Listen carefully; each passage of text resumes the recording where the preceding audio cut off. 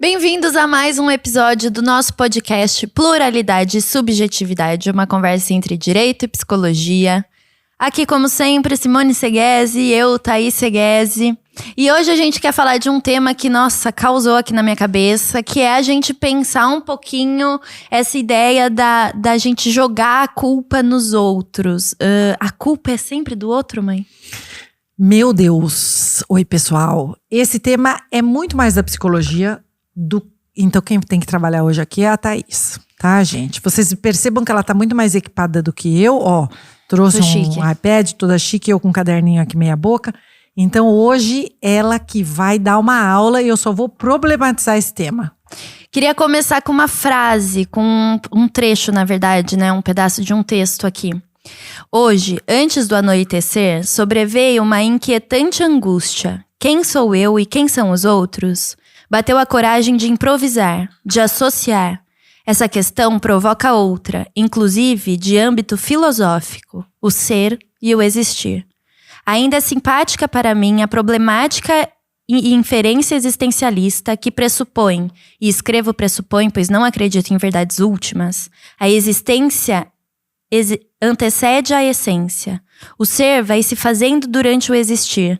A tal da personalidade se faz durante a travessia entre o nascer e o morrer. Só uma coisa sabemos: somos todos destinados a morrer. Isso sim é verdade. Quem sou eu? Quem são os outros? Vários eus, nunca um verdadeiro eu. E aí no fim do texto, ela termina assim: escrevo para me livrar da carga difícil de uma pessoa ser ela mesma. Essa parte é do texto da Clarice Lispector, de Um Sopro da Vida. E eu acho que ele começa bem esse nosso questionamento da gente conseguir separar quem sou eu e quem são esses outros, né? Sim. É importante a gente começar, você dando uma prévia de que a psicanálise diz que a gente só existe a partir do outro, né? A gente forma o nosso eu a partir do outro. Então, era legal que você explicasse essa importância do outro na nossa vida e que a gente imaginar que a gente consegue se fazer ou se desenvolver independentemente desse outro, né? Sim, acho que não só a psicanálise, mas todas as abordagens trazem um pouco essa ideia, né? De que a gente é constituído também socialmente. Isso significa que esses outros estão sempre influenciando na nossa vivência, né? Na nossa existência. A gente sabe que quando a gente é criança, a gente depende desse outro. A gente precisa dele para nossa sobrevivência. Antigamente, a gente pensava que era a mãe, né? E hoje a gente já sabe que não, que é um cuidador que vai introduzir a linguagem e vivências e regras e normas e sentimentos e emoções para a vida daquele sujeitinho que tá chegando no mundo, né? Então eu acho que é isso que a gente quer dizer com somos definidos e somos constituídos e temos que ser pensados a partir desse outro, né? Faz sentido? Eu acho que para quem não é da área da psicologia, é muito claro que a gente tá sempre em confronto com o outro, né? Mesmo que a gente não queira, a nossa vida, ela tá relacionada com a vida dos outros mais próximos, e talvez aí que tem essa diferenciação que Lacan fez depois sobre o grande outro, né? Que são aqueles outros mais importantes, com muitas aspas, que são as pessoas com as quais a gente está duelando para se provar de alguma talvez forma. Com maior influência, né? Mas que a nossa vida está sempre implicada na vida desses outros. Então, em todos os relacionamentos, a gente esbarra em relacionamentos. Ninguém consegue ser, no sentido de existir, senão a partir de um contato com um outro, né? Sim, com certeza.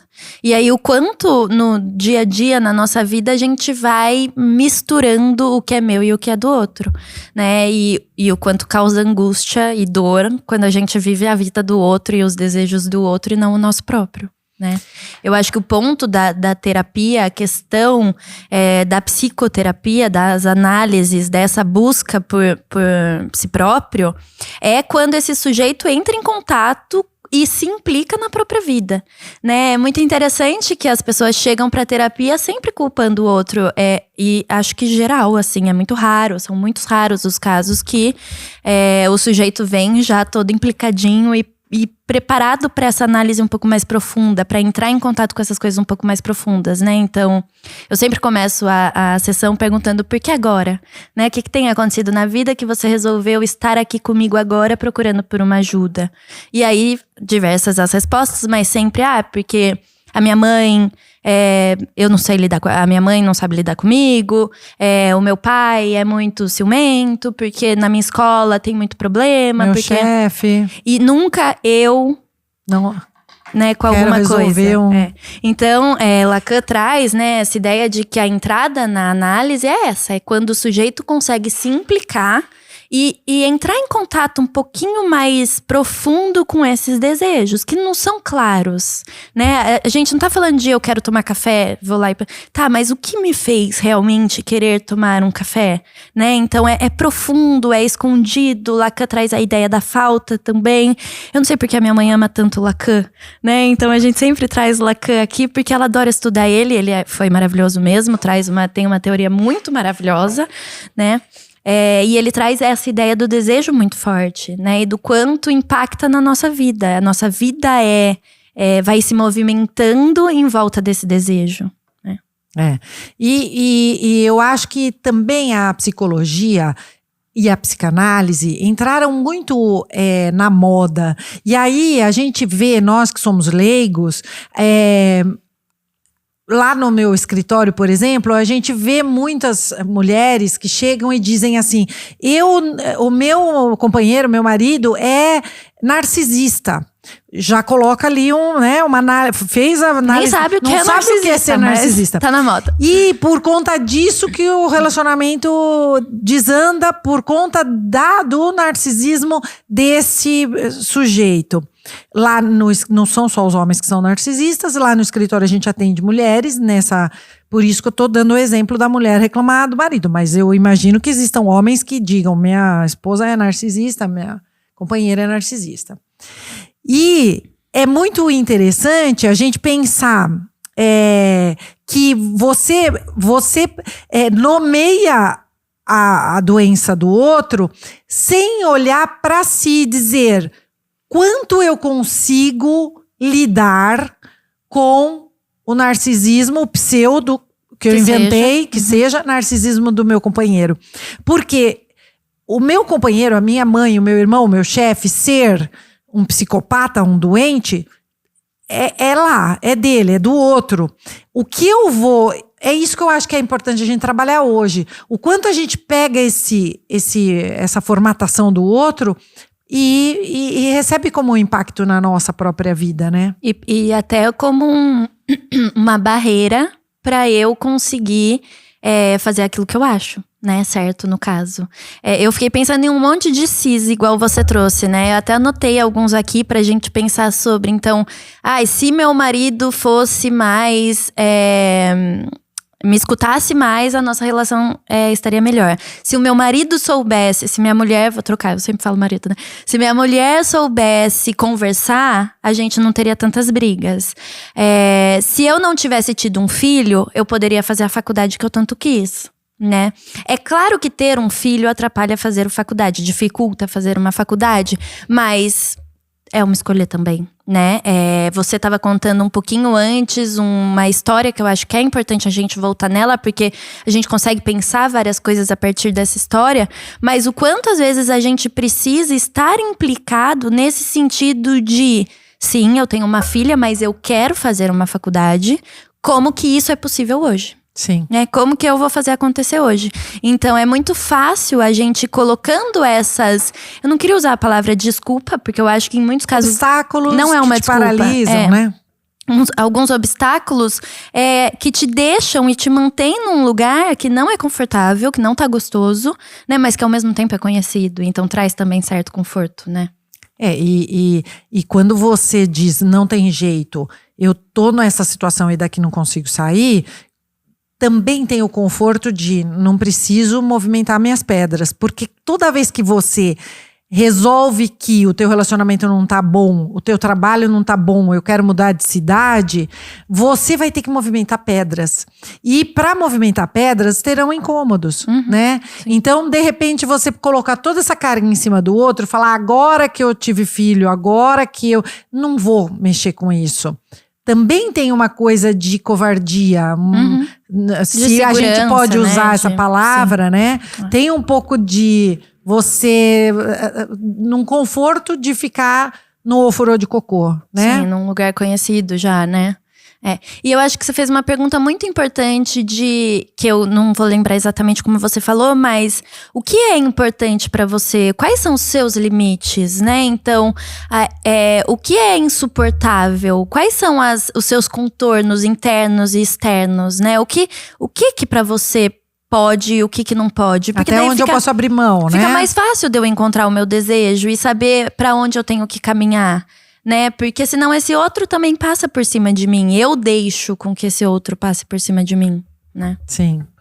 Eu acho que se a gente tá espelhado mesmo no outro, se a gente tá em confronto o tempo todo com esse outro, a gente tem que fortalecer o eu para saber exatamente quem eu sou, para poder estabelecer esse limite, essa fronteira com o outro. E esse outro que nos incomoda, normalmente é um outro muito importante, né? A gente não abre a guarda para um outro que não seja importante. Então, não é uma decisão fácil, porque eu tô falando um não para minha mãe, eu tô falando um não para os meus filhos, eu tô falando um não para uma pessoa que é importante para mim e que eu tenho certeza de que a minha presença, a minha anuência, o meu estar é fundamental na vida daquela pessoa. Então não é uma coisa simplesmente de eu quero fazer faculdade e vou deixar meu filho com alguém e aquilo vai bem.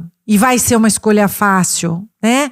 Então, acho que uma das fórmulas de você separar o outro de você é você conhecer bem a si mesmo. O que eu posso, o que eu quero, por que eu tô fazendo isso, por que eu tô escolhendo assim. O que me faz escolher essa coisa, né? Eu acho que é a gente ir entrando em contato com a gente mesmo e sempre se questionando. Porque eu volto a dizer isso, não é claro o nosso desejo, né? A gente pode estar achando que a gente encontrou e na verdade a gente tá agindo e pensando a partir desse desejo do outro, né? Porque tem isso, a gente quer agradar também, a gente quer ser pessoas reconhecidas e maravilhosas, né? Então, em muitos casos é muito difícil eu assumir e sustentar o meu próprio desejo, porque eu vou ter essa reprovação desses outros que me importam, né? Sim. Lidar com a escolha é um tema que a gente poderia trabalhar num podcast só disso, porque toda vez que você escolhe, a primeira luz que aparece na sua testa é: será que eu quero isso? Por que eu quero isso? Então você nem certeza do que você quer, você tem. Sim. Aí eu quero fazer faculdade em São Paulo. Por quê? Tem faculdade aqui, mas eu quero lá e peitar, por que eu quero? Tem sentido encontrar eu essas querer? Respostas, né? Sim, e buscar, porque não é fácil. Outra coisa me acomoda, dá pra eu fazer uma faculdade mais perto? Se a resposta é não, se o que eu quero é só em São Paulo, como aconteceu aí na história da moça, o que ela é? Uma influencer? Gente, é uma história que ela me contou. E ela não sabe contar. Eu não sei contar, mas eu vou contar um pedacinho pra vocês. Se eu errar, como eu não vou falar nome, tanto faz, né? Tá tudo bem, Essa moça, ela morava no interior, longe de São Paulo. Na minha cabeça era no interior do Mato Grosso, mas eu não sei se é mesmo. Ela teve uma filha muito jovem, com 20 anos. E, de repente, num determinado momento, ela falou pro marido: eu quero ir para São Paulo. Lá é que eu vou fazer minha carreira, porque eu quero ser modelo, eu quero trabalhar com marketing, enfim. E é lá que eu quero ir. E combinou com esse marido: eu vou deixar a criança com você, vou embora no domingo à noite e volto na sexta final ou no sábado de manhã, porque parece que ela foi trabalhar num shopping, numa loja de shopping. Por quê? Porque o mercado de São Paulo é o mercado que vai me acolher. E esse marido falou, sim, eu dou conta aqui de casa. Só que toda a família dela foi absolutamente contra ela. Você tá louca, largar a criança com o pai e tal. E essa mulher hoje tem mais ou menos a minha idade. Então, quer dizer, nós não estamos falando de uma... E ela disse, eu preciso disso. E depois de ser gerente dessa loja, ela começou a criar conteúdo para essa loja. E aí, hoje, ela é uma mulher muito bem sucedida na área de, acho que, publicidade e propaganda da própria marca. Mas é isso. Ela mesma duvidou de que ela precisava ir para São Paulo. Por que eu tô fazendo isso? Será que eu tô querendo fugir de uma responsabilidade? Até ela chegar na informação, na resposta de que em São Paulo é que acontece o mundo da moda. Se eu quero trabalhar... Mais do que isso, eu quero. Ponto. Né? Eu quero, não tô fazendo loucura, porque eu tenho uma filha, eu preciso ser responsável, mas eu não tô deixando com qualquer um, eu tô deixando com o pai da criança, né? Então você vai fazendo essa volta, esse retorno a tudo isso pra tentar entender os seus reais motivos, Sim. Né? Só que é isso, é difícil a gente encontrar os nossos reais motivos, né? Não, e ao longo da jornada, você lidar com a bronca da tua mãe, como você tá indo pra São Paulo passar uma semana e deixa a criança aqui, e você tá ficando exausta, você chega aqui, você tá exausta, pega voo de novo no domingo, percebe? Então, o tempo todo, esse outro... tá interferindo. Esbarrando na gente, né? E esse outro é a pessoa importante, é tua mãe que tá falando, é o teu marido que tá te dando maior apoio, é a tua criança que tá ficando. Quer dizer, se a gente transformar essa história para outras milhares, a gente vê que o tempo todo tem essa interferência do outro na nossa vida. Então, como que a gente separa esse desejo nosso dessa interferência do outro, que não é maldosa? Sim. Muitas vezes é por amor mesmo, por preocupação, enfim. Eu fico pensando que tem que ter tem que se colocar numa posição também de eu sou dono da minha própria vida e da minha própria verdade, né? Precisa dessa maturidade, eu acho, pra gente aceitar que nem tudo que eu vou fazer você vai concordar, você vai achar bonito, você vai achar brilhante, e nem por isso a minha escolha é ruim, né? Então, não é porque a pessoa que eu coloquei num pedestal, que eu olho como modelo, que eu tenho toda uma interferência, né? Que me afeta de determinada forma, não concordou comigo que a minha opinião é errada, é ruim. Ela não tá na minha vida. Né? Esse outro não sabe daquilo que eu sei sobre a minha vida. Só que eu acho que no dia a dia a gente se perde com isso, porque primeiro a vida cobra muito, né? A gente tá vivendo uma sociedade que tem tudo ali na hora, então tá muito rápida, são muito rápidas essas mudanças que deixam a gente até um pouco mais confusa do que eu realmente quero, porque eu posso ter tudo. Então, e aí? O que eu faço aqui nesse mundo? Fico inventando coisa toda hora. Fico inventando coisa toda hora. E também acho que se manter numa posição de resolutor ou de a pessoa que dá conta de tudo e que faz todo mundo feliz e que sempre escolheu a melhor coisa, né? Mas nunca pro próprio sujeito, e sim para esses grandes outros, né? Então acho que a gente já deu o exemplo aqui da medicina, que no passado várias pessoas faziam medicina porque era o desejo dos pais ou assim eles imaginavam que fosse, né? E o quanto isso invalida a felicidade, porque você não tá fazendo por você, e aí você vai chegar lá e não vai chegar a felicidade, não vai chegar o desejo, né? A satisfação. Sim. Enquanto você estava falando, eu estava anotando aqui que eu acho que é particularmente mais penoso a gente decidir alguma coisa por nós quando tem outras pessoas que a gente ama muito que estão envolvidas. Então, por exemplo, eu imagino a situação de uma família onde o pai faleceu e a manutenção da família está toda sobre uma empresa, né? Que se eu não quero mais, como é que a família vai querer? Se eu me separar de você, como que as coisas vão se assentar? No caso da história dessa moça, se eu sair de cena, quanto eu vou impactar meu marido, minha mãe, talvez, que vai me dar uma força com a minha filha. Então, às vezes você se acovarda porque você não quer impactar as pessoas que você ama na tua escolha. E por isso vem a desculpa. Se eu não tivesse a filha, eu podia fazer o que eu queria. Por quê? Porque a filha representa que eu vou ter que passar esse encargo para alguém. Então, no dia que meu marido não puder buscar a criança na escola, quem que vai buscar? Eu não posso vir de São Paulo até o interior. A minha mãe vai acudir, a mãe dele vai acudir. E é isso, às vezes a gente se acovarda porque eu não quero passar esse bastão. Sim. Eu não quero expor o meu desejo de forma a dizer, não vou mais trabalhar aqui porque eu quero outra coisa. Sim. Eu quero estudar fora do Brasil, eu quero... E até entender que, por exemplo, essa avó escolheu cuidar dessa criança porque ela quis. Ela pode também, em sua liberdade, falar, filha, desculpa, você inventou a faculdade, eu não vou pegar essa responsabilidade pra mim de cuidar da Pafúncia toda vez que você… E aí ela pode se orquestrar de outra forma. Pôr uma babá, pôr uma cuidadora… Sim, agora, se a avó falou, eu fico, aceita, né? E segue, e tá tudo bem. Então, cada um cuida do seu desejo ali, da sua escolha, né? Eu acho que, agora, é difícil a gente fazer isso. Né? É muito difícil a gente conseguir se separar do que a gente acha também que esses outros querem à nossa volta, né? Então, não sei, queria um exemplo assim, familiar, eu, meu irmão. Tô tentando pensar em alguma coisa, né? Porque o meu irmão é a pessoa mais importante da minha vida. Então, o quanto isso afeta em mim, nem sempre eu acho que ele faz a melhor escolha da vida dele, né? E eu tenho certeza que ele também não espera o que eu faço, né? Ele tem outros planos, outras fantasias pra mim. Eu acho que a gente poderia falar então da minha irmã, né? Porque eu lembro nós somos muito diferentes, eu sou muito prática, muito preocupada com o futuro, muito preocupada com tudo, e ela é muito zen. Aliás, ela tem um livro como Ser Zen.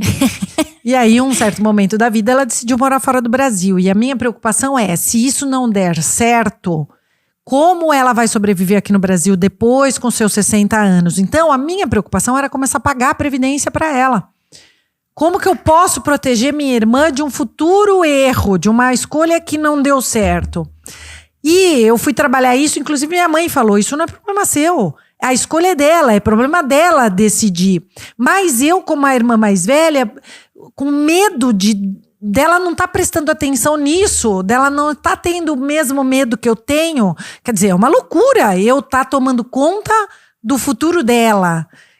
Só que pra você era uma loucura ela ter ido pra lá sem X de dinheiro numa conta, sei lá. Sem essa preparação que você faria pra você, que é importante pra você, né? Então, é uma loucura porque você tá sofrendo pelo outro que fez a escolha, porque ela fez a escolha dela. Ela quis ir embora do Brasil.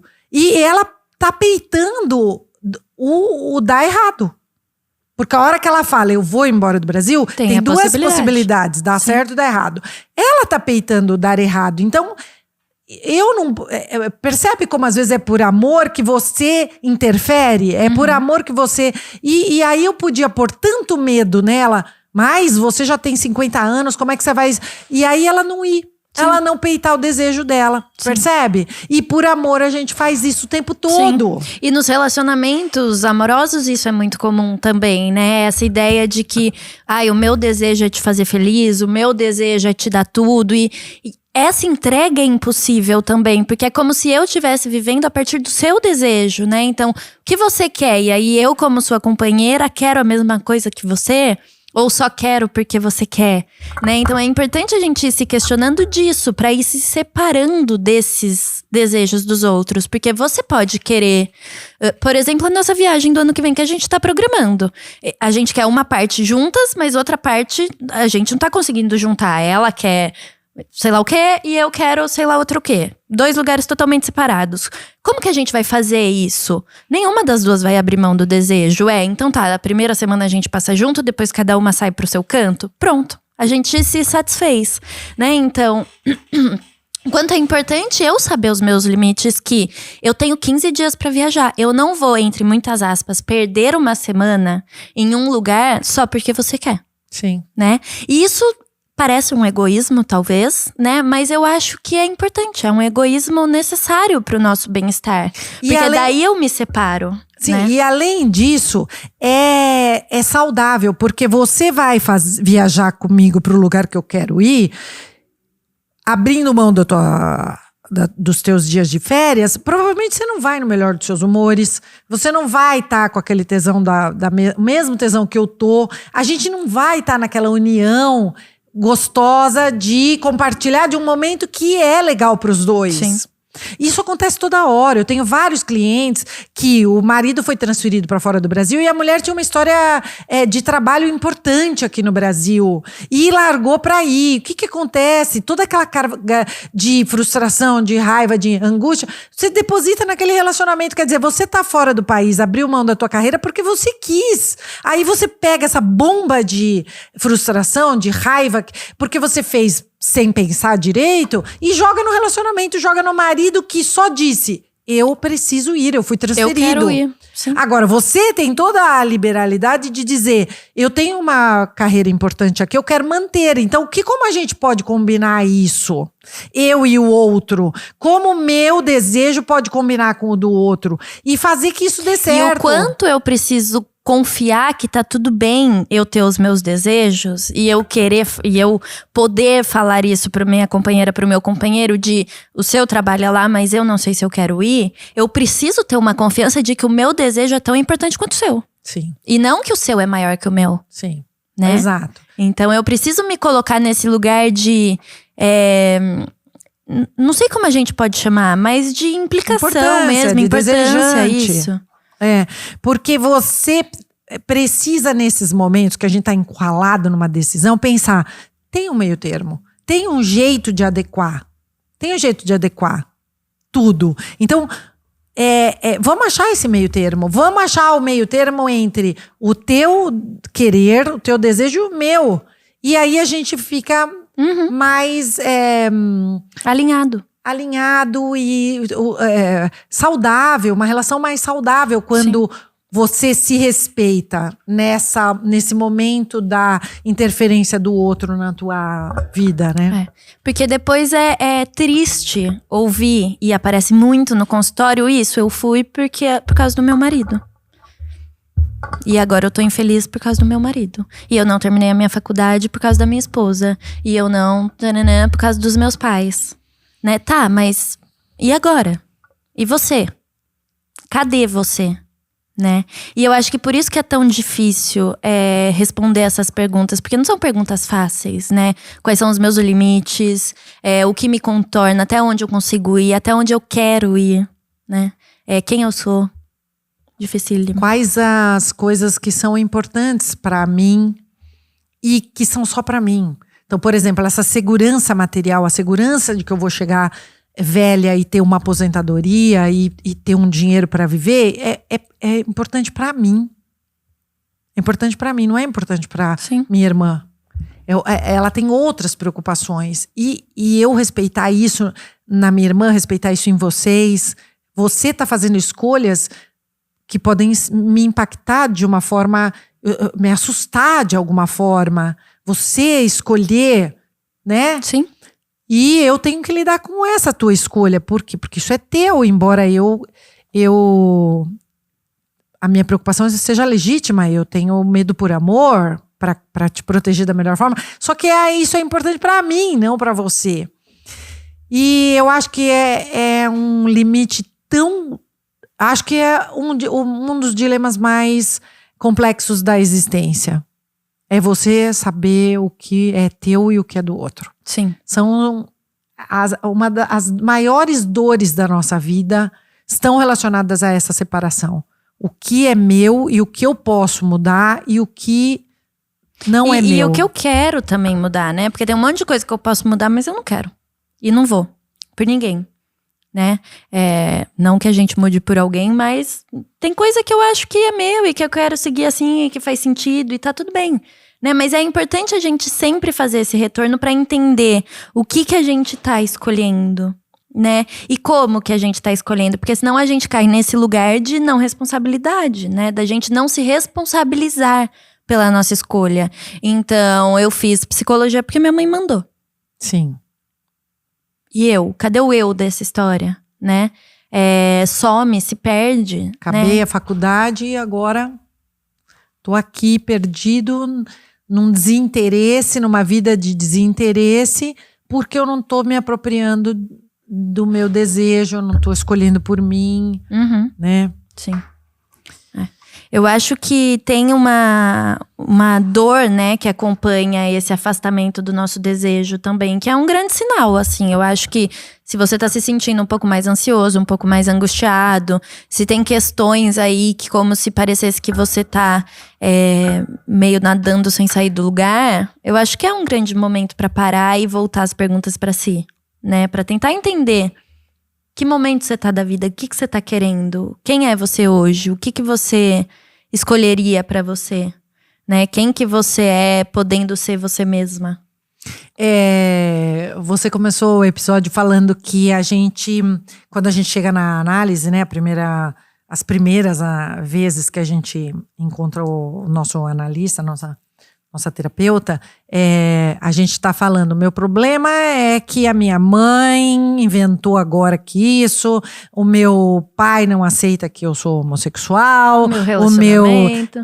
o meu trabalho é uma porcaria e aí eu acho que a gente faz isso mesmo depois que você tá cravado na terapia, você ainda faz isso. Com certeza. A gente fica procurando aquele outro pra jogar a culpa de tudo. Então, eu tô quebrada financeiramente porque... Então, não fui eu que fiz péssimas escolhas, não fui eu que... É porque o outro. A gente fica com o holofote procurando quem vai ser o culpado da vez. Bode expiatório, porque eu preciso jogar essa culpa em outra pessoa. E aí, quando eu ouvi um colega falando disso, né, um psicanalista falando disso, que a gente demora para se implicar, eu pensei que tem a ver com essa dor da autorresponsabilização. Quer dizer, se eu prestar atenção que tudo tem a ver comigo, tudo depende de mim, a minha mãe que não aceita a minha homossexualidade, todos esses problemas, a solução não tá na minha mãe. Sim. Não é ela que tem que mudar. Não, a gente adoraria que a mãe preconceituosa mudasse, né? Sim, claro. O chefe fosse mais legal, acordasse de bom humor, o marido parasse de deixar a toalha na cama, enfim, tudo. Só que a solução de tudo isso volta pra você, pra autorresponsabilização. E aí, sua mãe não aceita que você é homossexual. E aí? O que você vai fazer com isso? Sim. Porque o que a tua mãe vai fazer com isso foge da tua alçada. E aí, claro que entra a validação de todos esses sentimentos, né? Eu entendo que você tá triste, que é uma puta de uma situação chata, que a sua mãe é preconceituosa, não precisa... Mas você vai ficar nesse lugar de ó céus, ó vida, ou você vai pensar o que você vai fazer com isso? Né? Entender que a sua mãe veio de outro lugar, de outra religião, de outra situação, de outro pensamento, e que nada justifica, mas que você precisa tentar entender de alguma forma isso. Ai, desculpa. Né? Talvez nem entender, mas aceitar, né? Sei lá, acho que entender. Lidar, né? Lidar. Com isso, com o que ela acha, porque pode ser que você morra tentando fazer com que ela te ache uma boa pessoa. E eu acho que nesse momento também a gente pode olhar para isso com esse conformismo. Eu não vou mudar tudo. Mas a gente pode olhar para isso também e pensar, eu tenho que me afastar disso. E aí é o momento em que a gente tem que romper com o trabalho, romper com a família, romper com o companheiro, com a companheira, porque as coisas não são estáticas. E quando aquele outro esbarra de uma forma violenta no seu eu, alguma coisa tem que ser feita. Só que você precisa saber esses limites, né? Pra você fazer alguma coisa. Então, você me lembrou de um caso que eu trabalhei um tempo atrás, que... duas irmãs também muito diferentes, e aí sempre com muita questão na casa, então várias discussões e etc. Uma vida muito, muito diferente entre essas duas irmãs. E aí a minha paciente saiu da casa, foi morar sozinha. E aí voltou, porque tava doente, passou uma semana na casa dos pais e reviveu como que é morar com a irmã, né? E aí ela chega na sessão depois dessa experiência e me fala, o que eu achei maravilhoso, eu não posso mais ficar perto da minha irmã, ela me faz mal. Eu sei que é a escolha dela, que ela tá fazendo o que ela quiser com a vida dela, que eu não tenho responsabilidade nenhuma sobre isso, mas eu não posso me colocar nesse lugar de dor e sofrimento pra mim, porque me causa dor, me adoece estar ao lado dela. E me dói muito falar tudo isso. Eu queria tá te falando totalmente o oposto e falar que eu voltei pra cá e que eu amo morar com a minha família, com a minha irmã, nananana.